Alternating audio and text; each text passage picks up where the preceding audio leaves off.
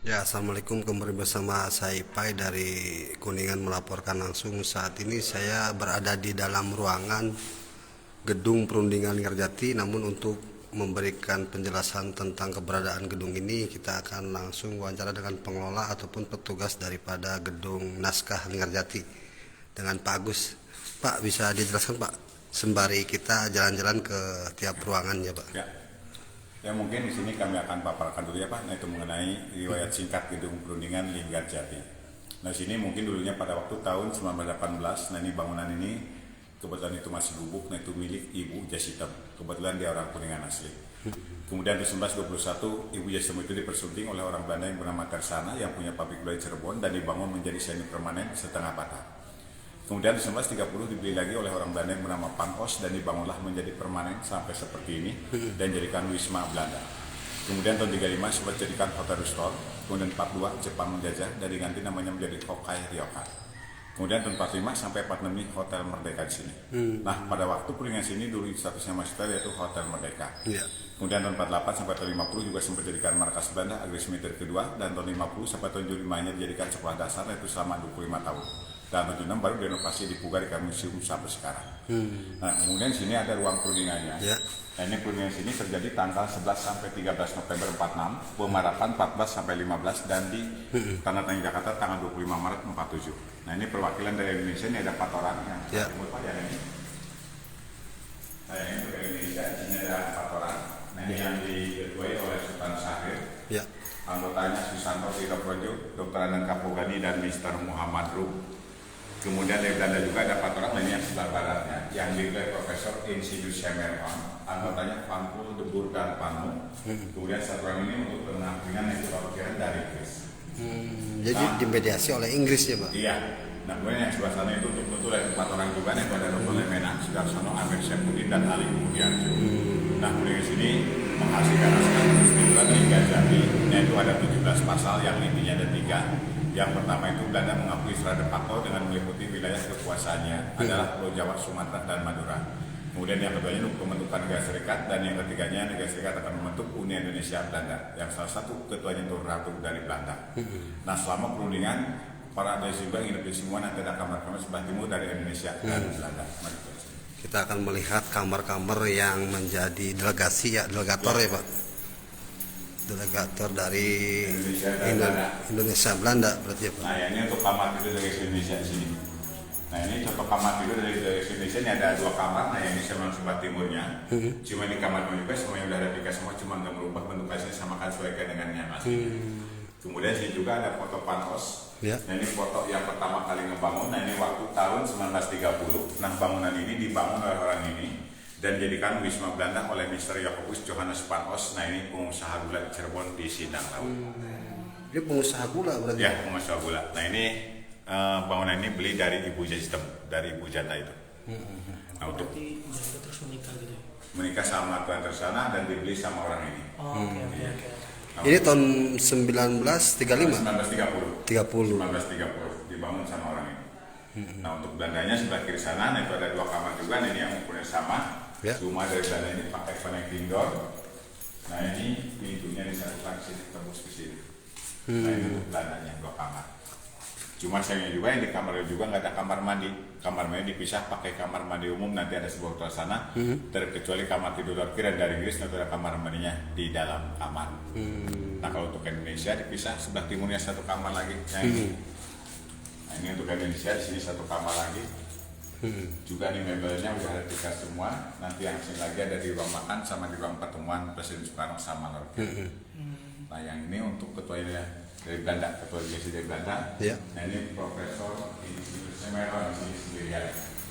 Tapi ada 2 bed ya Pak? 2 bed ini karena ini menurut ukuran standar hotel, karena pada waktu beliau sini dulu statusnya masih hotel, jadi disesuaikan dengan keadaan hotel lagi. Jadi bangunan ini bukan khusus tempat perundingan. Pada saat itu sewa hotel ini selama 3 hari dari tanggal 11 sampai 13 November 1946. Nah kemudian kalau itu dokumen ini waktu di Istana Merdeka Jakarta. Nah ini setelah dari KNB. Setelah perundingan terakhir di KNB, baru ke Istana Merdeka ini. Nah kemudian sini ada foto perempuan ini. Nah ini foto Ibu Maria Ulfa Santoso. Nah ini Menteri Sosial pertama Indonesia. Nah ini yang memberikan gagasan untuk mengadakan perundingan di sini karena antara Jogja dan Jakarta terlalu jauh, jadi ngambil tengah-tengah sini atas rujukan Ibu Maria Luka ini yang beralasan karena sini udaranya masih sejuk dan hotel ini layak untuk dijadikan perundingan. Dan kebetulan Ibu Maria Luka itu dulu itu anak mantan Bupati Kuningan, dan kebetulan juga hotel ini yang berada di Kuningan. Pada saat itu cuma satu-satunya hotel pertama kali yang berada di Kuningan pada saat itu. Namanya hotel apa, Pak? Hotel Merdeka ini. Dulunya Hotel Merdeka, cuma dulu itu udah punya pemerintah. Berarti waktu dulu tuh Hotel Merdeka namanya berarti, Pak? Ya, namanya Hotel Merdeka. Beroperasi berapa tahun, Pak? Tahun 45 sampai 46. Itu Hotel Berarti Merdeka. sudah diambil alih sama pemerintah Republik ya? Iya, betul. Nah, kita lanjut ke sana ke ruang makan sama ruang Bung Karno. Ya, ada ruang Bung Karno berarti ya, Pak? Ada. Pak Karno hadir cuma 1 jam. 1 jam di sini? Dengan dimulai dia. Berarti dia nggak menetap di sini ya Pak ya? Enggak, dia cuma singgah aja 1 jam karena dia nggak ikut di sini kan sini sudah 20 tahun sampai. Nah, kemudian sini ada foto bangunan. Yo, iya. Nah, ini foto bangunan saat berlangsungnya perundingan, itu tempat seperti ini keadaannya. Nah, ini dari Jogja dan Jakarta ke Cirebon naik kapal udara ini yang bisa standar laut. Nah, ini berhentinya di Pelabuhan Cirebon di atas air. Nah, dari Cirebon ke sini naik kendaraan roda 4. Iya. Kebetulan akses jalan sama penerangan tahun tertentu sudah ada pada saat itu. Kayak mobil Volkswagen, Pak? Ya, cuma yang ini di sini kendaraannya udah nggak ada semua. Sini tinggal paling garasinya aja. Nah, itu juga dulunya tinggal fondasinya aja. Nah, itu dibangun kembali. Nah, kemudian sini ada barang-barang koleksi yang aslinya sini di ruang makan. Oh, ini ruang makan ini? Nah, ini barang-barang koleksi yang di ruang makan ini masih sama, masih ada semua nih. Ada kursi, meja, lemari 2, kemudian kaca rias yang juga masih sama masa aslinya. Nah, ini juga bahan-bahan dari keramik nih, ada terang besar ini masih sama masa aslinya. Kecuali yang bawahnya mungkin udah ada replikanya, kemudian benda juga udah ada replikanya. Berarti mayoritas bahan ataupun meubiler yang di sini yang masih orisinil berapa persen sih, Pak? Paling tinggal 40%. 40%? Di depan, piano terus yang ini, kemudian nanti di ruang Bung Karno, itu yang aslinya. Oh, di ruang Bung Karno masih orisinil? Ada lagi ada seperti di depan.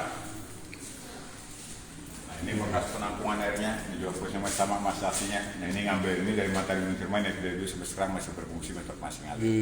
Nah, selama perundingan karena sudah nggak ada kamar mandi, nah ini kamar mandi cuma satu, pakai kamar mandi umum. Jadi kamar mandi untuk tamu dan Para delegasi ya? Nah, ini seperti ini kamar mandinya. Ini juga masih sama, Pak, masih aslinya. Paling sini kami menggunakan pengecatan aja. Dicat di warna Ya, ya? betul. Iya. Kerannya juga kayak yang Karena masih sama. masih aslinya. aslinya ya? Iya. Mungkin di sini dulu itu belum ada shower. Iya. Masih lebihnya berarti. Nah, Iya. kita lanjut ke ruang Bung Karno sebelah sini. Iya.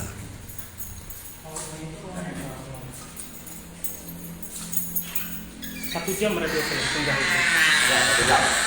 Nah, ini ruang pertemuan Soekarno sama Laut Garis ini ada cuma 4 mata, itu pun cuma 1 jam sebelum perundingan dimulai. Dan beliau duduk di kursi panjang ini. Nah, ini gambarannya seperti ini.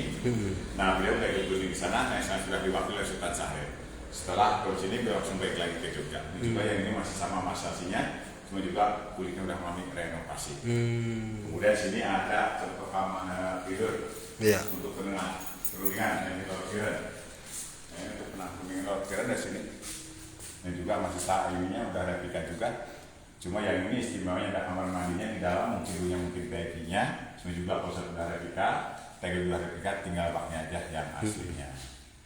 Iya. Nah, kemudian sini untuk diketahui juga ini untuk luas keseluruhan batas pagar sana keliling. Betul. Nah, ini 2,4 hektar. 2,4 Nah, di belakang bangunan ini dulunya itu perkebunan teh semua. Cuma nggak ada yang rawat, yang menjadi taman tahun 1982.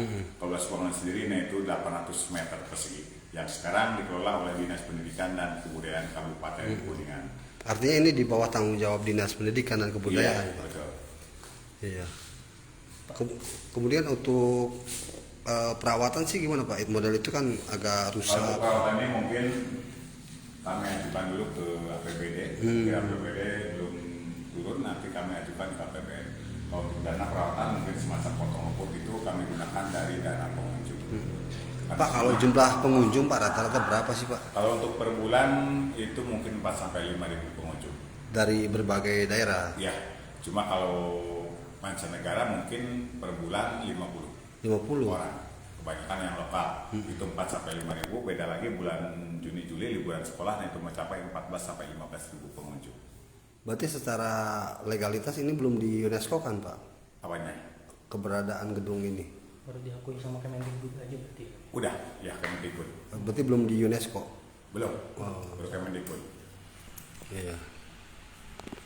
Berarti ini lokasi Soekarno waktu 1 jam berada di sini ya? Pak Karno duduknya sini.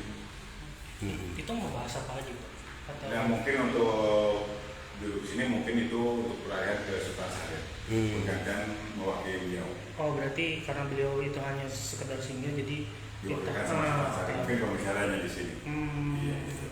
Jadi penugasan ke Sultan Syahrir aja. Ya, betul. Berarti perundingan berapa? Dua hari?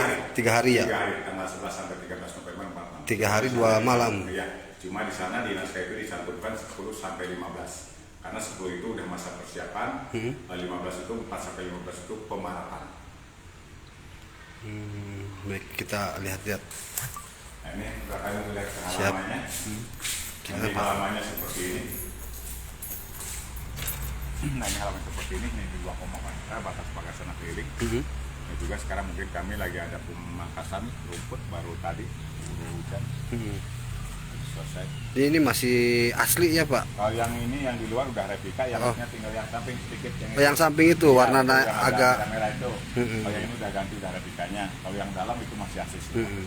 Tapi untuk tembokan Pak masih asli. Masih sama. Pintu, jendela pusat masih sama, bangunan juga masih sama, masih aslinya. Nah itu kalau atap sama genteng udah mengalami renovasi. Nah, dari tahun 76 ke sekarang itu udah 6 kali renovasi. Nah terakhir kemarin tahun 2016. Nah itu anggaran dari Kemendikbud 1,5 M. Pak, sejauh ini minat pengunjung gimana sih Pak untuk menggali sejarah atau ingin mengetahui sejarah Cuma kemerdekaan? kalau untuk sekarang mungkin anak-anak sekolah udah mulai muncul untuk mengetahui sejarah Linggajati mungkin ya. Ya. Cuma sekarang udah berkembang banyak. Kemarin juga banyak bis-bis. Terus dari kebanyakan mungkin lokal. Kalau untuk mancanegara mungkin baru 1, 2, 3 orang aja.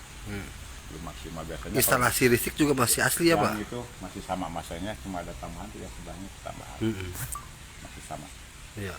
Berarti Pak Agus ini penugasan dari Kalau saya dari BPCB-nya. BPC. Itu Balai Pusat Cagar Budaya Ah iya iya. Serang Banten. Nah ini diketahui sama Serang Banten. Betul. Siap. Makasih Pak Agus. Nanti saya ambil gambar dulu ya Pak. Ya, demikian tadi wawancara dengan Pak Agus sebagai petugas di gedung perundingan. Kita akan melihat-lihat secara detail seperti ini pemirsa, instalasi listrik yang memang masih orsinil nih yang ini. Tapi ada tambahan kata Pak Agus di sebelah sini. Kemudian bisa diketahui juga tuh posisi atasnya bagaimana. Ini sudah mengalami renovasi 6 kali sejak tahun pendirian daripada bangunan ini. Terakhir itu 2016. Nah, kita akan melihat suasana di luar gedung perundingan Linggajati, atau masyarakat di Kuningan itu mengenalnya dengan gedung naskah.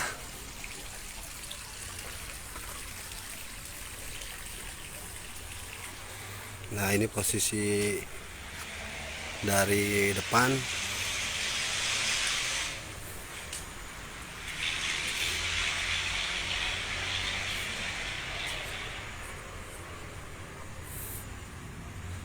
Ini luas lahan keseluruhan berikut bangunan gedung Linggajati ini di atas tanah berukuran 2,4 hektar. Nah ini semua bangunan ataupun jendela dan pintu masih asli.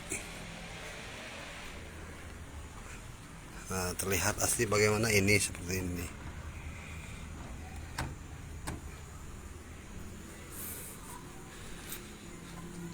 Masih 40% keaslian daripada bangunan perundingan ini.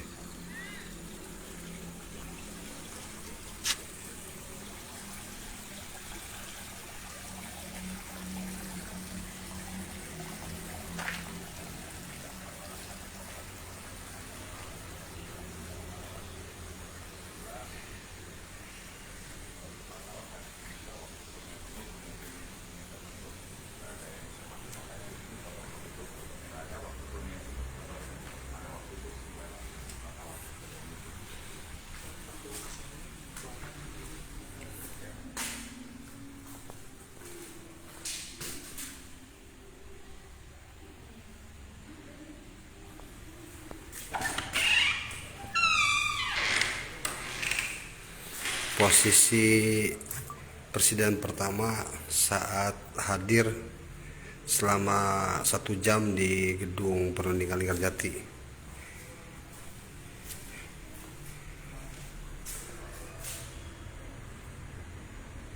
Nah, ini foto Bung Karno 1946 sebelum perundingan dilaksanakan.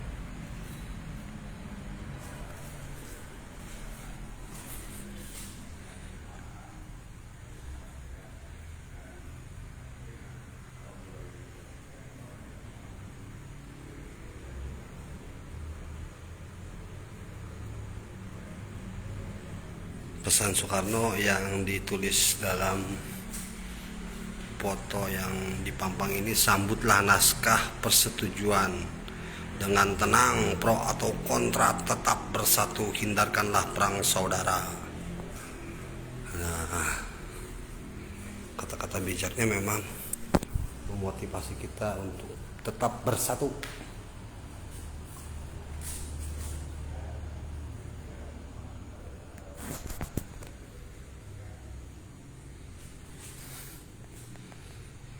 Ya, demikian dari Kuningan melaporkan.